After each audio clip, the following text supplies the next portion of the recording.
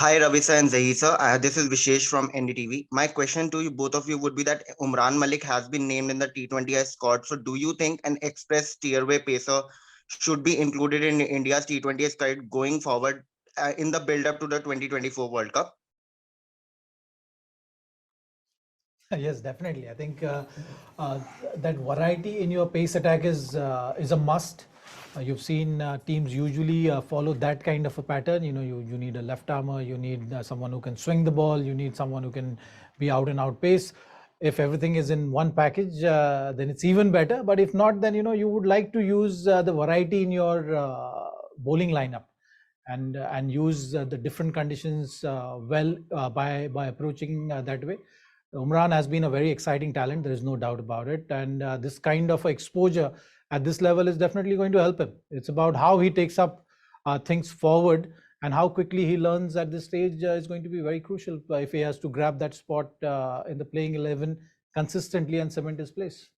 Just adding to what Zahir said, he mentioned pace. He's the fastest bowler, one of the fastest bowlers in India. You saw what happened in the World Cup, where genuine pace rattled opposition, whether it was Haris Rauf from Pakistan or Naseem Shah, or whether it was, for Australia, you had some of the fastest. Enric Nokia playing for South Africa. What he did, he ended up being one of the highest wicket takers in the tournament. So there's no substitute for genuine pace, even when you're defending small scores. So this is an opportunity for him, and hopefully he'll learn from this exposure. My question for both of you is, of late, there seems to be a contrast in approach to T20 cricket between England and other teams in the world. So from both of you, I want to know, what are the areas you see for this Indian team to, improve and catch up with the England team? Well, I think with regard to the approach, you got to play conditions as well. It's raining right now here. Tomorrow it might not be raining. It will be windy. You got to adjust to the conditions, adapt to the conditions as soon as possible. And every pitch is different.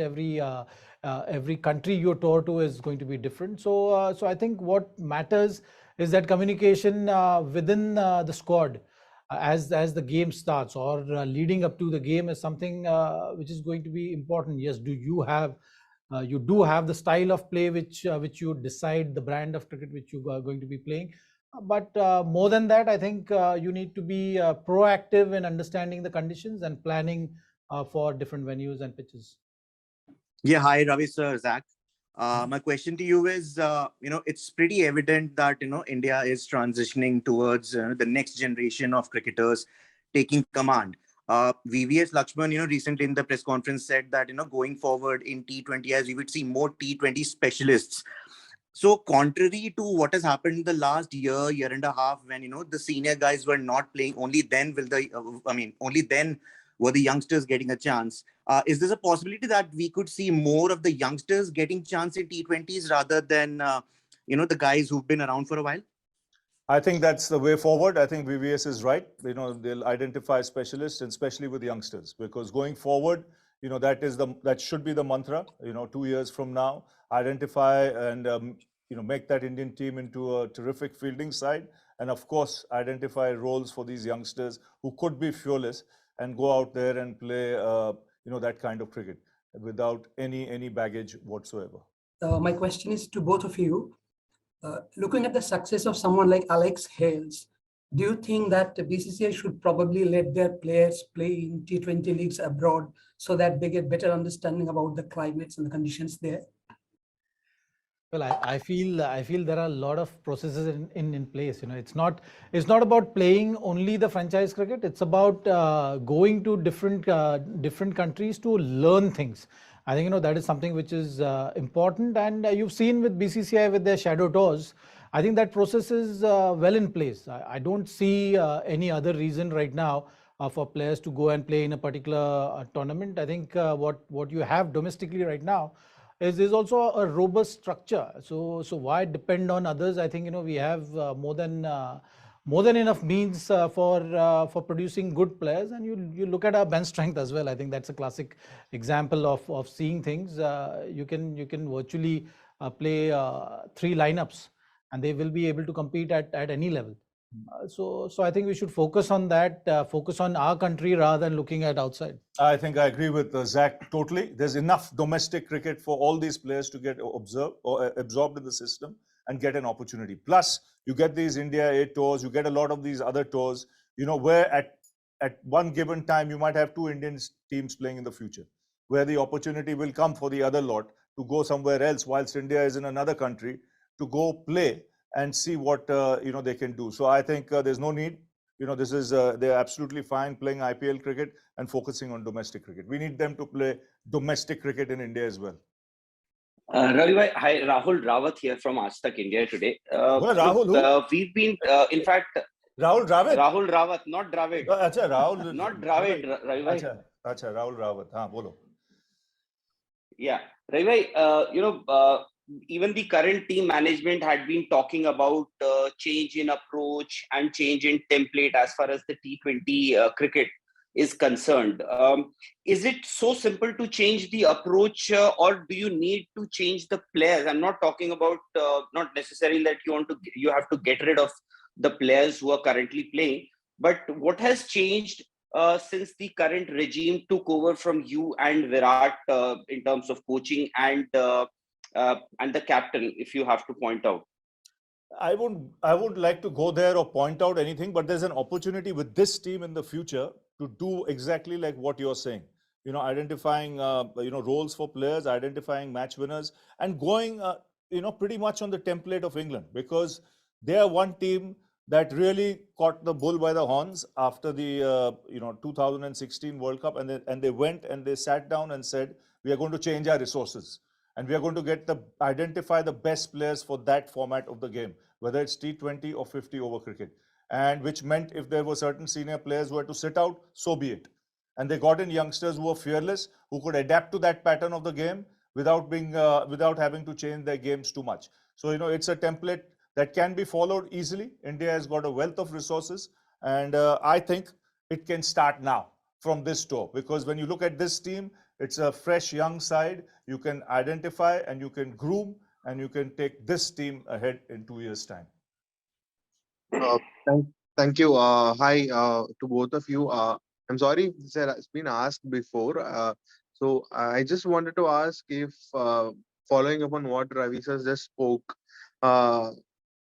could this be the starting point of perhaps looking at having some multiple captains based on formats or multiple coaches based on formats for India? Do you think it'll be a good idea to work it out at this point in time in Indian cricket? There are already multiple captains. I think when you're talking about for T20 right now, you have Hardik leading the side. You have Shikhar then for ODIs. Rohit has been there. Virat have been there. You look at this playing 11 which was there part of the World Cup. There are so many captains which were there part of the squad. Rishabh has captained. So all these players are more than capable. It's just about the planning, right now, depending on the scheduling and planning, depending on the workload management, you've been seeing these changes. So I think as we speak, these processes are already in place. And I think for T20 cricket, there's no harm in having a new captain, because the volume of cricket is such. For one player to play all three formats of the game is never going to be easy. So, it will take, if Rohit is already leading in one days and test matches, there's no harm in identifying a new T20 captain. And if his name is Hardik Pandya, so be it. Well, actually, that was my question. Yeah, that was my question. If both of them, they see Hardik Pandya as the future T20 captain. Ravi, just one more question to add. You were with this team as head coach for quite a long time. Now the support staff is also taking breaks, as in, are they also having a workload management? But because I don't remember when you were there. Very good question. I don't believe in breaks, because I want to understand my team. I want to understand my players, and I want to then be in control of that team. These breaks, I mean, what do you need breaks for, that many breaks, to be honest? You get your 2-3 months of the IPL, that's enough for you to rest, as a coach. But other times, I think a coach should be hands-on, whoever he is. First of all, I would like to ask Ravi bhai, after back-to-back failed campaigns in T20 World Cup for India, what do you think is missing from the current T20 setup, and how do you think they should prepare for the next showpiece event? I mean, as they've picked the team now, it's fresh talent, it's young talent, it's a new captain at the helm. It's the way to go forward. Teams have to evolve. After setbacks, you got to learn from your setbacks rather than keep brooding over it. And I think when I see this young team that will step onto the park tomorrow, in this series, I think it's a unit that has a lot of talent, plenty of match winners. It's up to the boys now to catch the bull by the horns, grab that opportunity, and make the most of it.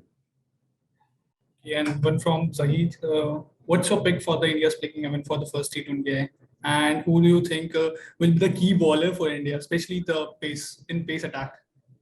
Well, I think rather than getting into the playing 11, I will just summarize in terms of the approach.